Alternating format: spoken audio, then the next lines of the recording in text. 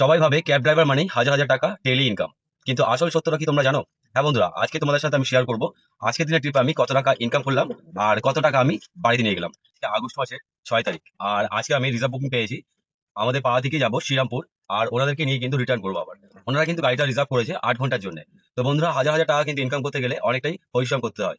তো ভিডিওটা স্কিপ না করে ভিডিওর সাথে থাকো, অবশ্যই তোমাদেরকে জানাবো দিনের শেষে আমি কত টাকা বাড়িতে নিয়ে আনলাম। আমাদের ইনকাম কিন্তু প্রতিদিন এক থাকে না, যেমন ভাড়া হয় সেই হিসেবে হয়, কোনোদিন বেশি টাকা হয়, কোনোদিন আবার কম টাকা হয়। আজকের দিনে যে ইনকামটা হবে আমার এই ট্রিপ থেকে, এই টাকাটা কিন্তু পুরোটাই আমার লাভ নয়। এর থেকেও কিন্তু অনেক খরচা বার হবে, যেমন তেল খরচাটা বাদ যাবে, গাড়ির পেপার খরচাটা বাদ যাবে, গাড়ির মেনটেন্স চার্জ বাদ যাবে। আর আমি কিন্তু ড্রাইভিং চার্জটা ধরি না, কারণ আমি নিজের গাড়ি নিজে চালাই বলে। এই সমস্ত খরচা বাদ দিয়ে যেটা দাঁড়াবে সেটাই কিন্তু আমি বাড়ি নিয়ে যাবো। বন্ধুরা, অবশেষে আমি পৌঁছে গেছি শ্রীরামপুর। আর পিক আপ পয়েন্ট থেকে এখানে পর্যন্ত 35 কিলোমিটার হয়েছে, মানে রিটার্ন করতে গেলেও কিন্তু আমার 35ই হবে, অর্থাৎ টোটাল কিলোমিটার হবে 70 কিলোমিটার। আর ওনারা গাড়ি বুক করেছিল 8 ঘন্টার জন্য। আর আজকে ওনার কাছ থেকে আমি চার্জ করবো 2100 টাকা। যেহেতু উনি আমার পারমিট কাস্টমার আর আমার পাড়ারই ভাই, তো যার কারণে আমি আরো 100 টাকা কম নেবো।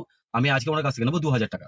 আর এর মধ্যে যে আমার খরচা বার হয়েছে, 400 টাকা তেল পড়েছে, আর 200 টাকা পেপার আর মেনটেন্স চার্জ আমি ধরেছি, টোটাল 600 টাকা। অর্থাৎ আমি আজকের দিনে বাড়িতে নিয়ে যাবো 1400 টাকা। যদি একটা ড্রাইভারের বাস্তব জীবনের কথা শুনতে ভালো লাগে, তাহলে অবশ্যই আমার চ্যানেলটাকে ফলো করে নিও, আর লাইক করে একটু সাপোর্ট করো।